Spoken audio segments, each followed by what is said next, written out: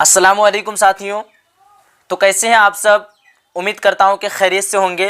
तो जैसे कि सभी साथी जानते हैं कि उर्दू सहायक में आप लोगों को मजमून भी पूछे जाएंगे, इसलिए मैं आज आप लोगों के लिए मजमून नवेश से लेकर के आया हूं।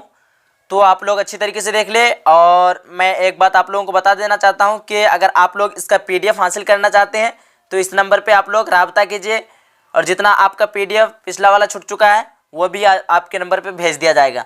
तो चलिए साथियों शुरू करते हैं। तो क्या कह रहा है कि मजमून ऐसी नसरी तहरीर को कहते हैं जिसमें लिखने वाले ने किसी एक मौजू पर संजीदगी से अपने ख़यालात का इजहार किया हो, मजमून में लिखने वाले किसी बात को दलाइल के साथ मंतकी तौर पर कहता है और इब्तदा से आखिर तक वह अपने मौजू से भटकता है। वह अपने मौजू को बेहतर से बेहतर अंदाज से पढ़ने वाले पर आश्कारा करना चाहता है। इसलिए मजमून के चारा जज़ा बयान किए जा सकते हैं। तो सबसे पहले देख लेते हैं, हिस्सा अव्वल को देख लेते हैं। तो देख पा रहे हैं आप लोग, पहला हिस्सा तहमीद होता है। पहला हिस्सा का नाम क्या होता है?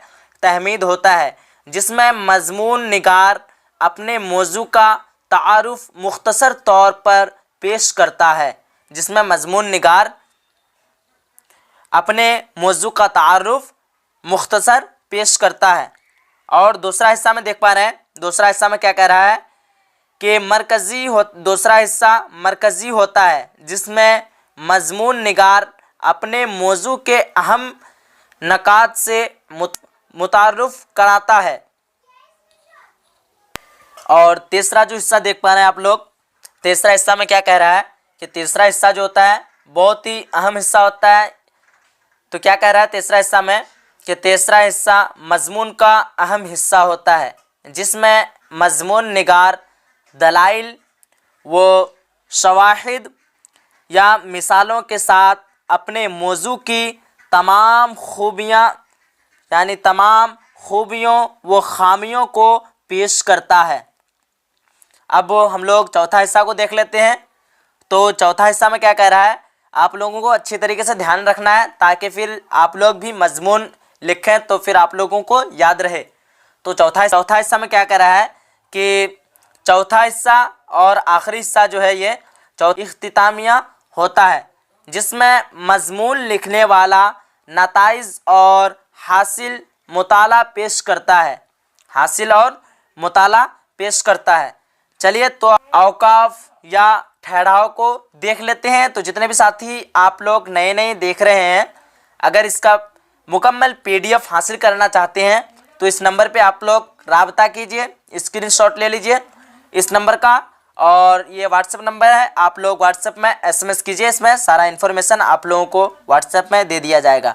चलिए तो हम लोग औकाफ या फिर ठहराव को पढ़ लेते हैं। तो औकाफ या ठहराव में क्या कह रहा है कि अलामत औकाफ से यह मालूम होता है कि किसी इबारत या जुमला को पढ़ते वक्त कहाँ और कितनी देर ठहरना है। औकाफ के सही इल्म से तलबा को इबारत पढ़ने का सही तरीका मालूम होता है। ज़ेल में ऐसी ही बातों का जिक्र किया जा रहा है। तो सबसे पहले देख लीजिए आप लोग, सिकता क्या है? ये सिकता। तो इस पर थोड़ी देर ठहरना और उनका सिलसिला जारी रहता है। उसकी शक्ल इस तरह आप लोग देख लीजिए, हम लोग जिसको इंग्लिश में कहते हैं कोमा, इसकी शक्ल ये है। मसलन में देख पा रहे हैं, जैद का अब्बा, जैद, उनकी वालदा, तुम्हारे भाई और बहुत सारे अहबाब आए थे। चलिए अब आगे देख लेते हैं। आगे क्या है? वक्फा है दूसरा नंबर में। तो दूसरा नंबर देख पा रहे हैं आप लोग।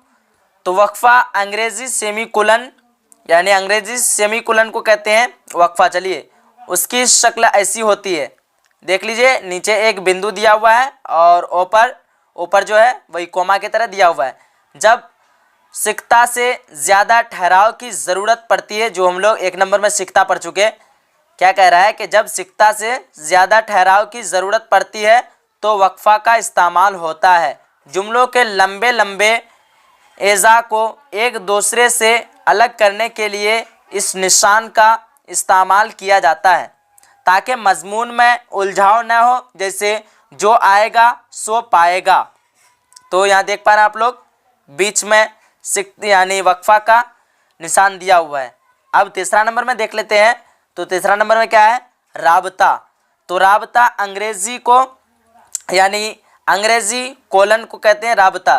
तो जब जुमला के किसी साबिक ख्याल या बात की तस्दीक या तशरीह करना हो तो राबता का निशान, या देख लीजिए राबता का निशान आप लोग अच्छी तरीके से, तो राबता का निशान करते हैं। मक़ूला और कहावत वगैरह को इस्तेमाल करते वक्त भी इसका इस्तेमाल होता है। जैसे देख पा रहे हैं आप लोग, अपनी तंदुरुस्ती का ख्याल रखो, यहाँ इसका चिन्ह लगा दिया है राबता का, और आगे देख पा रहे हैं तंदुरुस्ती हज़ार नेमत है। चलिए आगे देख लेते हैं चौथा नंबर में। और चौथा नंबर में क्या कह रहा है? तफसीला है। ये निशान जो है, इस निशान का नाम क्या है? तफसीला।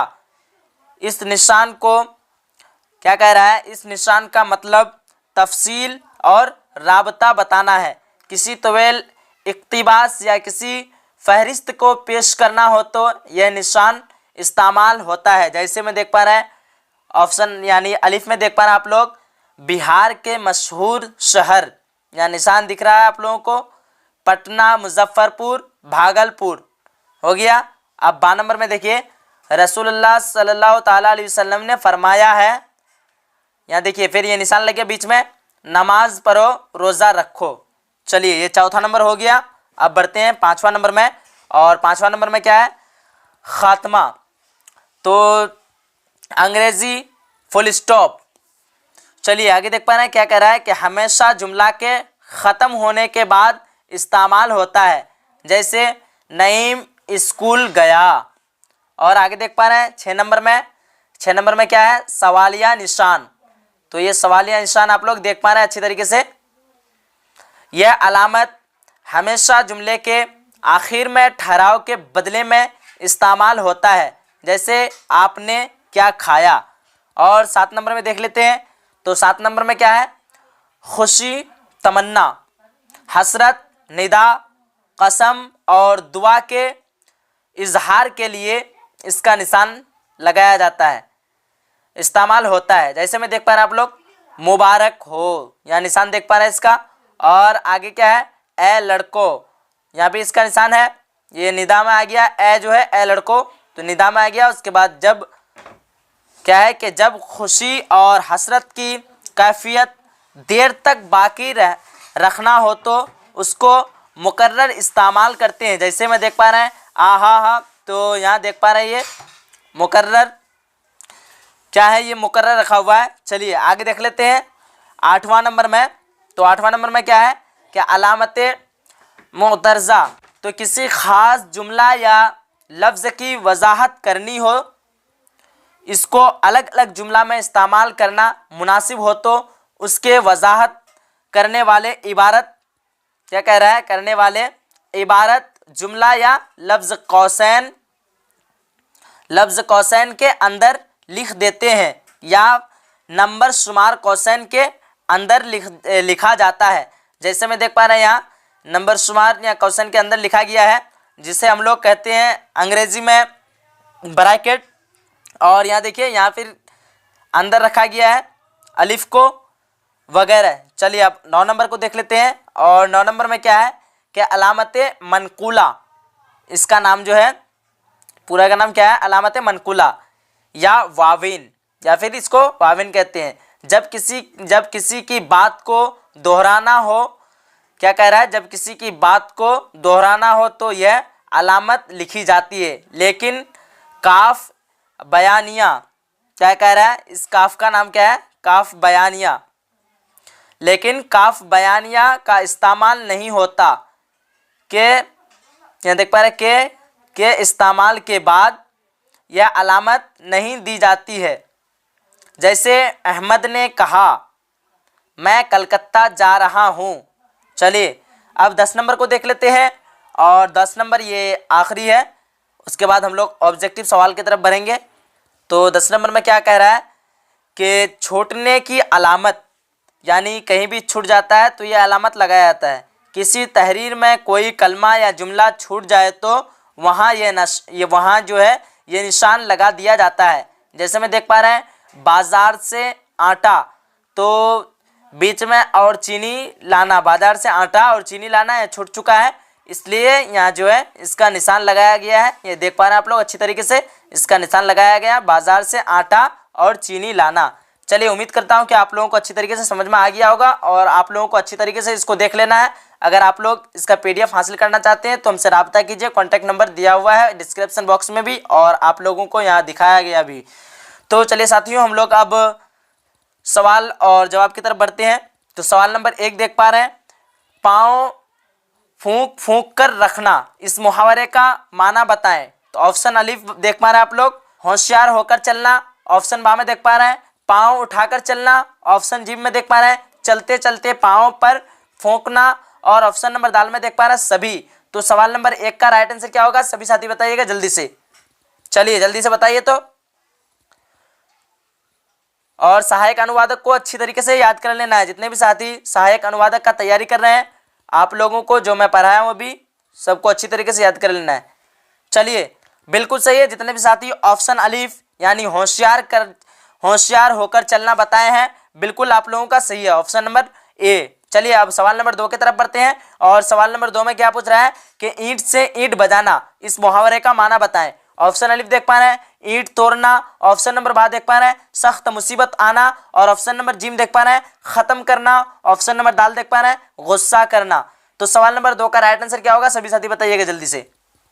चलिए बहुत अच्छा, वेरी गुड। जिस साथी ने भी सवाल नंबर 2 का ऑप्शन सी यानी खत्म करना बताए हैं, बिल्कुल आप लोगों का सही है। चलिए अब सवाल नंबर 3 की तरफ बढ़ते हैं। और सवाल नंबर 3 में क्या पूछ रहा है कि आग बरसाना, इस मुहावरे का माना बताएं। ऑप्शन अलिफ देख पा रहे हैं आग से खेलना। ऑप्शन नंबर बा में देख पा रहे हैं सख्ती करना। ऑप्शन नंबर जी में देख पा रहे हैं गम खाना। और ऑप्शन नंबर दाल देख पा रहे हैं सख्त गर्मी पड़ना। तो सवाल नंबर 3 का राइट आंसर क्या होगा, सभी साथी बताइएगा जल्दी से। ये स्पीड क्लास है, इसलिए आप जल्दी जल्दी बोलना है, आप लोगों को जल्दी जल्दी जवाब देना है। चलिए बहुत अच्छा, वेरी गुड। जिस साथी ने भी सवाल नंबर 3 का ऑप्शन नंबर डी दिए हैं यानी सख्त गर्मी पड़ना, बिल्कुल आप लोगों का सही है। और ये स्पीड क्लास है, जैसे कि सभी साथी जानते हैं, इसमें किसी का नाम नहीं लिया जाएगा। चलिए अगर आप लोग नंबर नहीं लिए, ये नंबर आप लोगों को दिख रहा है, चलिए ले लीजिए आप लोग यहाँ से। सवाल नंबर 4 में देख पा रहे हैं आप लोग। सवाल नंबर 4 में क्या पूछ रहा है कि आँच आना, इस मुहावरे का माना बताएं। ऑप्शन अलिफ देख पा रहे हैं जल जाना। ऑप्शन नंबर बा देख पा रहे हैं झुलस जाना। ऑप्शन नंबर जी देख पा रहे हैं नुकसान पहुंचाना। ऑप्शन नंबर दाल देख पा रहे हैं आग लगना। सवाल नंबर 4 का राइट आंसर क्या होगा, सभी साथी बताइएगा जल्दी से। चलिए बहुत अच्छा, वेरी गुड। जिस साथी ने भी सवाल नंबर 4 का, चलिए आप लोग भी बताइए जल्दी से। चलिए बहुत अच्छा। जिस साथी ने भी सवाल नंबर 4 का नुकसान पहुंचाना बताया है यानी ऑप्शन सी दिए हैं सवाल नंबर 4 का, बिल्कुल आप लोगों का सही है। चलिए अब सवाल नंबर 5 को देख लेते हैं। और सवाल नंबर 5 में क्या पूछ रहा है कि पाँव फैलाना, इस मुहावरे का माना बताएं। ऑप्शन अलिफ देख पा रहे हैं हद से बढ़ना। ऑप्शन नंबर बा देख पा रहे हैं क्या कह रहा है पाँव दराज करना। ऑप्शन नंबर जी देख पा रहे हैं भागने की कोशिश करना। ऑप्शन नंबर दाल देख पा रहे हैं सभी। तो सवाल नंबर 5 का राइट आंसर क्या होगा, जल्दी से बताइएगा। चलिए तो जितने भी साथी आप लोग जुड़े हैं, अगर अभी तक वीडियो को लाइक नहीं किए हैं तो वीडियो को लाइक कर दीजिए। चलिए बिल्कुल सही है, बहुत अच्छा, वेरी गुड। जिस साथी ने भी सवाल नंबर 5 का हद से बढ़ना बताएं, बिल्कुल आप लोगों का सही है। अब बताइए सवाल नंबर 6 का। सवाल नंबर 6 में क्या पूछ रहा है कि एक जान दो कल्ब होना। एक जान दो कल्ब, कल्ब का मानी क्या होता है, दिल, सभी साथी जानते हैं। एक जान दो कल्ब होना, इस मुहावरे का माना बताएं। ऑप्शन अलिफ देख पा रहे हैं दो दिल होना। ऑप्शन नंबर बा देख पा रहे हैं मोहब्बत होना। ऑप्शन नंबर जी देख पा रहे हैं गहरी दोस्ती होना। ऑप्शन नंबर दाल देख पा रहे हैं बड़ा दिल वाला होना। क्या कह रहा है, बड़ा दिल वाला होना। चलिए जल्दी से बताइए सवाल नंबर 6 का क्या होगा राइट आंसर, जल्दी से बताइएगा। चलिए बहुत अच्छा, वेरी गुड, बहुत अच्छा, वेरी गुड। तो जिस साथी ने भी ऑप्शन सी यानी गहरी दोस्ती होना बताए हैं, बिल्कुल आप लोगों का सही है ऑप्शन नंबर जी।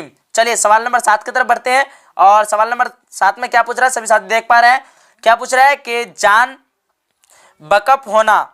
क्या पूछ रहा है, जान बकफ होना, इस मुहावरे का माना बताएं। ऑप्शन अलिफ देख पा रहे हैं ख्वाहिश पूरी होना। ऑप्शन बा है मरने के करीब होना, ऑप्शन नंबर जी में देख पा रहे हैं मर जाना, और ऑप्शन नंबर दाल देख पा रहे हैं खुदकुशी करना। सवाल नंबर 7 का राइट आंसर क्या होगा, जल्दी से बताइएगा।